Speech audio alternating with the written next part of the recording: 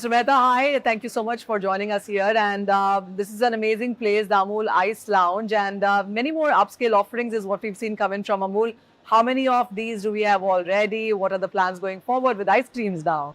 Welcome to the Ice Lounge. As you can see, this is our effort to make people experience the best ice cream flavor in every single country of the world. So we have 6-7 such ice lounges already launched, two in Ahmedabad, 2 in Pune, 1 in Bombay, and 1 in Jaipur, and another few coming up. About 15-20 in the pipeline in different cities of the country. Eventually, we'll have 100 in India. We're also experimenting with the same model internationally. So globally, you will have the ice creams of India being sold to the world. So this is our effort to make ice cream very young, youthful, and tasty, of course, as is always. So are you going to be opening all of these stores by yourself, or are you also looking at a franchisee model? So we are getting a lot of franchisee inquiries based on the success of this model. So we are opening up a few of them also in that way. But by and large, we want to control the entire experience. We have 20 flavors, another 20 in the pipeline. A lot more interesting approaches now being tried out once the space is available. We've tried a few of those flavors when you came. And any favorite that you have here? There are lots. I mean, each one of them is a favorite because you don't get it outside anywhere else. But for me, the butter pecan of US and the dulce de leche of Argentina, I think is the best. You didn't ask me, but chocolate is my best. Favorite. I really loved it. All right, that's about ice cream. But what is the expansion? What is the capacity that you're looking at going forward? Because if you're working so much with ice creams and newer flavors in the pipeline, you clearly are investing. Yes, ice cream has been a major focus of our investment. Under the PLIS, we were one of the largest investors in ice cream. Every single plant either is being expanded, new flavors, variants, capacities being added. We are setting up a few greenfield projects also, and a new ice cream factory. Taloja in Bombay has been recently commissioned. We are commissioning a state-of-the-art ice cream factory at Indore, Ujjain. At Varanasi also, we are putting up a state-of-the-art ice cream factory. We are actually doubling up our ice cream capacity by end of next year. So that's the kind of investment happening in this space. And this is a product which is expansion not just in plant and capacity, also in the front end, expanding the distribution network, expanding the retail network, expanding the ice cream outlets in the country. So it's been a focus area and we do very well. Absolutely. So when you talk about manufacturing capacities, you are clearly spreading your wings outside Gujarat now. Yes, of course. I mean, we have to be closer to where the markets are. And that's why I mentioned not just ice cream facilities, new dairies also are being put up and in different parts of the country. All in all, we in what we had the last World Food India, in which entire India Inc. invested about close to 33,000 crore rupees in the food industry in the investments in the next couple of years. Amul did more than 11,500 crores worth of MOU. So it's very clearly that focus is on expansion in the capacities, handling of more milk, and seeing that we are able to maintain our growth in each of the product spaces that we have. Amul's model, which is a cooperative model, clearly has been applauded long enough, and it has proven itself as well. What more is happening now? Because we've seen heard government talk about cooperative as a model which can actually be put across many sectors. Yes, you're very right, because this is actually the time for the strong tailwinds to the sector. I've been here for more than 30 years now. I'm very, very clearly seeing that the focus of the government in demonstrating the power of cooperatives and ensuring the benefit to the smallest and the marginalized farmer, the landless people, even showing the role of cooperative in women empowerment. That's giving a strong impetus to the sector. So the new Ministry of Cooperation, which has been formed 2 years back, it's been led by the Home Minister himself. Right. And more importantly, the 3 new multi-state cooperatives, which Amul, IFCO, CRIPCO, NCDC, NAFED, NCCF, all 6-7 of the top cooperatives in the country have been given an opportunity to incubate. So we are actually a startup for these 3 new startup mode for these 3 new multi-state cooperatives, one on exports, one on organics, and the third on seeds. And I'm happy to say that the organic one is doing very well. And more importantly, the export one has already got orders worth more than $2 billion. So this is the power of connecting the farmer and through a cooperative to the world. And the good beginning has been made, and I'm sure it will do a lot to funders to improving the incomes of our farmers across the country by providing a stable market access, remunerative prices, and more importantly, quality products to consumers around the world. Oh, totally. I also want to talk about the organics. I mean, this is something that clearly has been picking up. And, somehow Amul knows what way to go, because anything that starts working, Amul somehow finds itself there. When it comes to organic as a commodity, and you've launched some of them already, whether it's pulses, flour, tea and spices, how is that as a category doing? This is a very important part of it, and not just from the Amul point of view also. Each one of us as consumers would ideally like to eat food without pesticides and not made with chemical fertilizers. The rampant use of chemical fertilizers has actually ruined the quality of the soil. So we have to worry about food security of 1.4 billion people also. Having said that, somebody has to make this beginning. And we realize that if we as a brand come in and tell the producers that there is a market available, tell the consumers that there is a brand which is giving you trusted organic product which is certified, it will create a win-win situation. So with this, we entered into this space. We are organic wheat flour, we are organic rices, there are rice of different types of pulses. We are soon launching organic sugar, good, spices, chai, a lot of products, so that every item of our kitchen can be organic.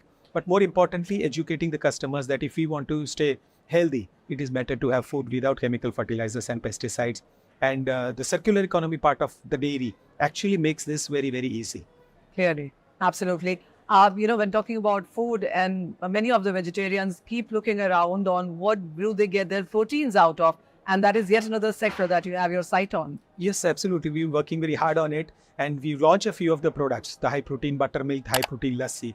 First time in the world, 15 gram of protein per 200 ml pack, and priced just 25 rupees. It's been doing wonders, and we've launched a range of such high protein lassi, buttermilk shakes with 20 gram protein in 200 ml. We launched for the first time in India whey protein concentrate, 80% protein, which is lactose free. So very light on the stomach and good for the consumers. And now we're launching high protein curd, high protein yogurt, high protein milk as high as 30 gram of protein per 200 ml. And high protein ice creams, high protein cookies, high protein chocolates, high protein cereals. Basically everything what we eat in our daily routine life should be in a high protein form, because this is a single message which each one of us as consumers should be aware of, that we need to consume 1 gram of protein per kg of body weight every day. Right. So we have to do our maths of the 60, 70, 80 gram what I had yesterday, and as vegetarians we will fall hopefully short of it. So we want to make protein available, we want to make protein affordable, and more importantly protein tasty. So it's a huge market. It's more than $1 billion industry as of now in India, with less of awareness of the need of a protein. And we are the largest manufacturers of cheese and paneer, so we have the best quality whey protein available, and that's how we are leveraging our strengths. And I'm sure these products have got a very good response, and we'll continue to build on this. The last couple of years haven't been really easy for the consumers, because the way the prices have continued to rise. I mean, I do understand that the input costs have gone higher as well. But what has happened in last couple of years? Do you see that pattern going ahead also? Where do you see is really the issue? Last year was an abnormal year because 2 years prior to that, the COVID period, and we could not take the increase in the prices. Right. Because on one side, the inflation was there for the farmers, but because of huge inventory and the pressure on the markets, the producers had to absorb that. So to overcome that, we did increase prices a couple of times last year. But now the situation is pretty okay in terms of overall availability of milk, the growth in production of milk, and the input costs are pretty under control. The government also did its bit by controlling the exports of the de-oiled rice bran, which is an input to the cattle feed, and that has stabilized the prices, and the pressure on the producers is not much. So, and you've seen in now almost a year is over, and we have not hiked the prices. Overall, we look the situation to be quite okay. And comforting both for the producer as well as the consumers. And this is the tightrope walking we have to keep doing. All right. I mean, that is something that would be music to the ears of the consumers right now. But, there is, coming to the milk part of it, and within milk as well, there's a lot that's happening. You have milk that stays long duration. There is fresh milk as well. And then you have high fat and low fat and various kinds of things there. What really seems to be doing well within milk? What is the capacity right now? Where do you anticipate it going forward? See, at the moment, we are handling close to 325 lakh liters of milk every day. And the flush season is not yet begun. So clearly, there's a lot of milk and opportunity to sell milk in multiple forms. So we look at both the geography, expanding the retail presence and availability in the market, and the product range, try to deliver a product which meets the requirements of different set of customers. High-fat milk is a clear favorite. Indians value the fat content because of the richness, the taste. Now also more importantly, the malai होनी चाहिए, और मलाई से घर पे घी भी बनती है. तो ये सब opportunities है हमारे साथ. साथ में we are, along with that, we are also trying to convert the customers into appreciating the protein content in milk. So we are launching very soon a high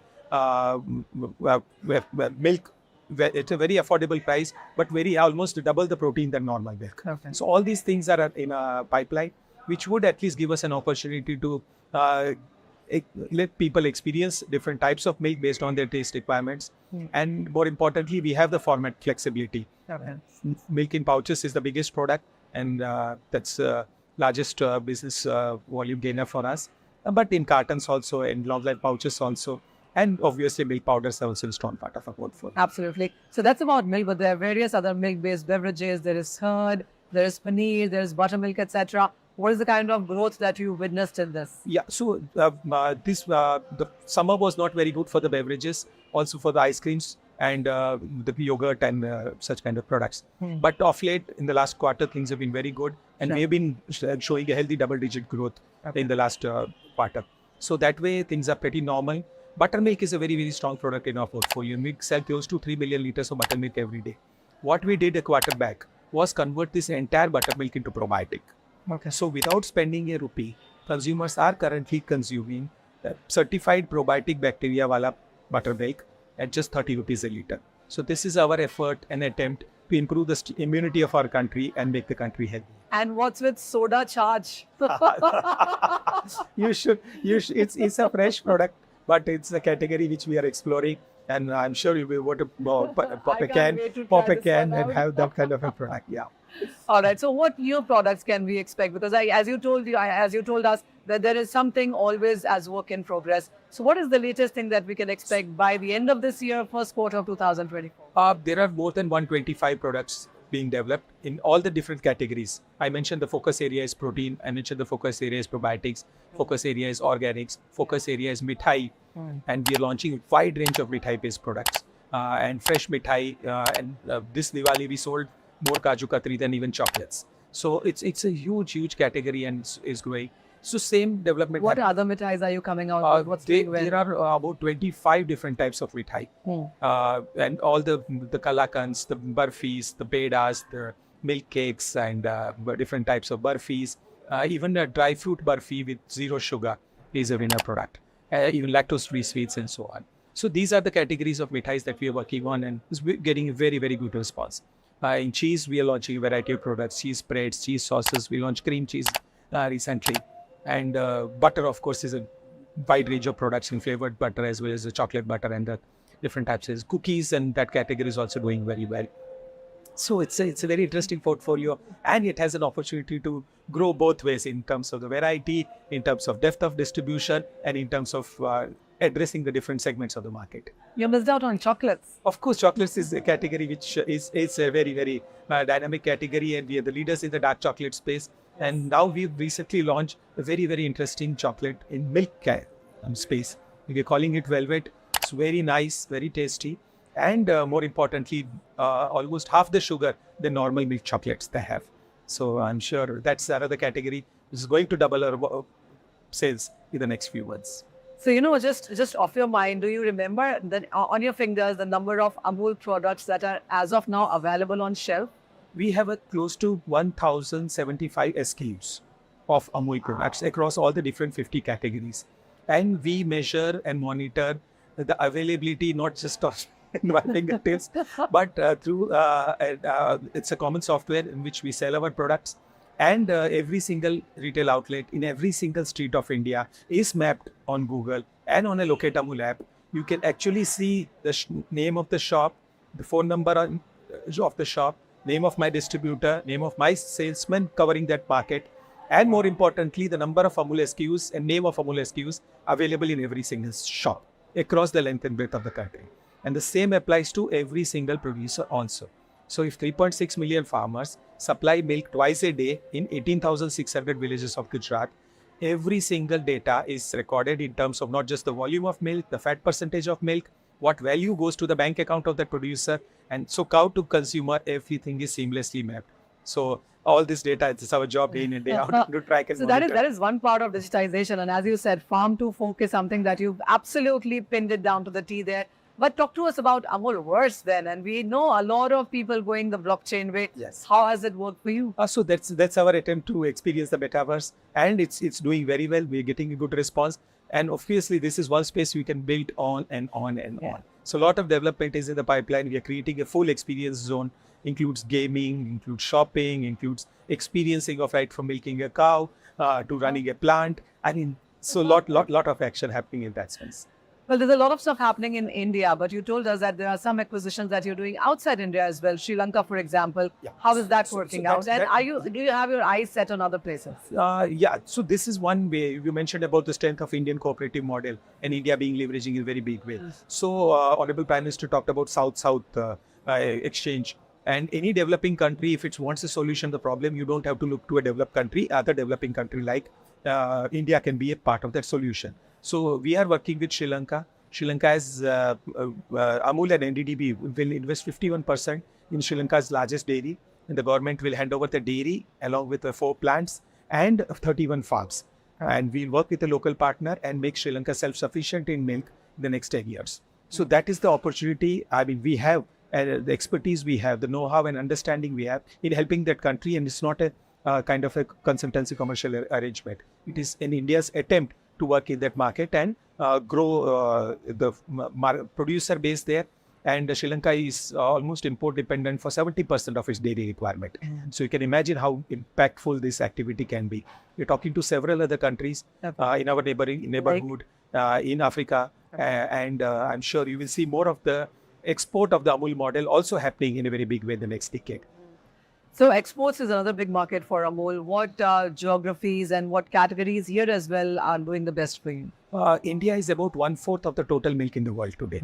In the next decade, we will be close to 1/3, which means we have an opportunity to be the dairy to the world. So we have our eyes clearly set on it. We are exporting to more than 50 countries. We are looking at opportunities of exports of the traditional Indian dairy products in most of the different countries around the world. By expanding the distribution network, we have set up a warehouse in Dubai recently, a branch office network, which means similar to operations that we have in India, we are taking in different parts of the world. Soon doing US also. So in a way, we will try to see that we are able to not only meet the requirement of the NRI or the Indian diaspora, but more importantly, get into the mainstream when shot. Is the Ice Lounge also coming up in Dubai?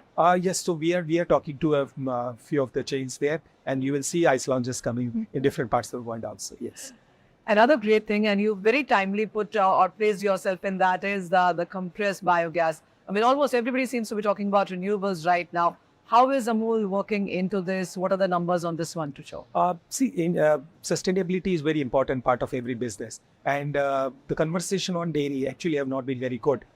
Because cow is always considered as a villain of the piece, and they're attributing the methane emissions and not realizing that impact of cow in a household on the livelihood of that farmer. So having said that, we as a dairy industry have to propose a solution to it.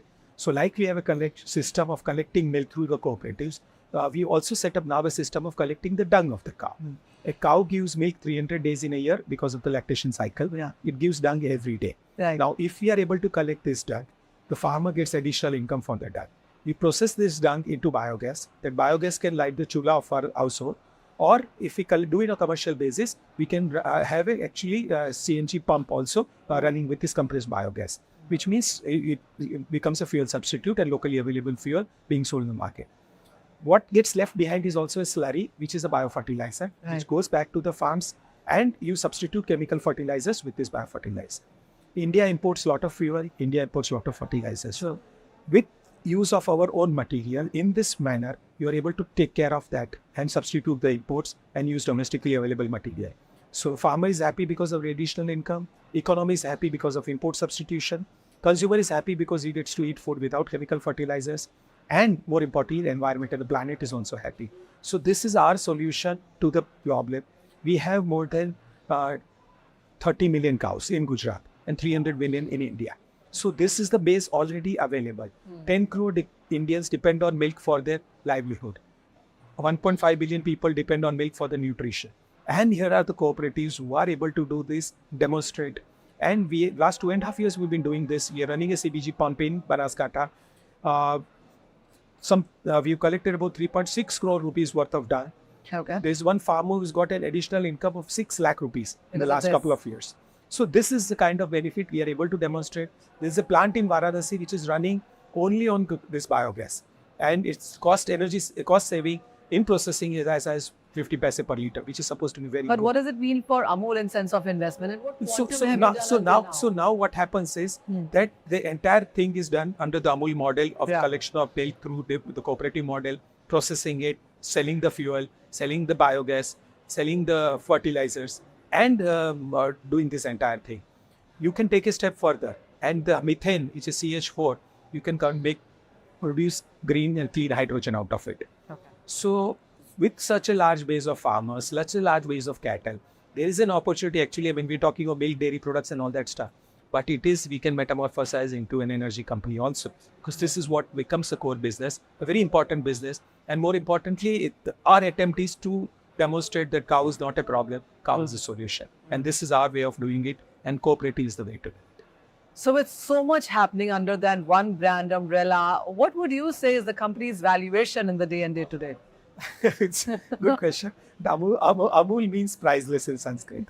So it remains Yeah, but priceless. there are numbers, there are papers you work on. You can't put a number to this and the zeros to it, and the way you and your channel looks at it, that will be Greek and Latin for us. But again, as I mentioned, we talked about large numbers of milk, large number of turnover, value, growth, and all that stuff. But actually, our currency is not milk. Our currency is trust.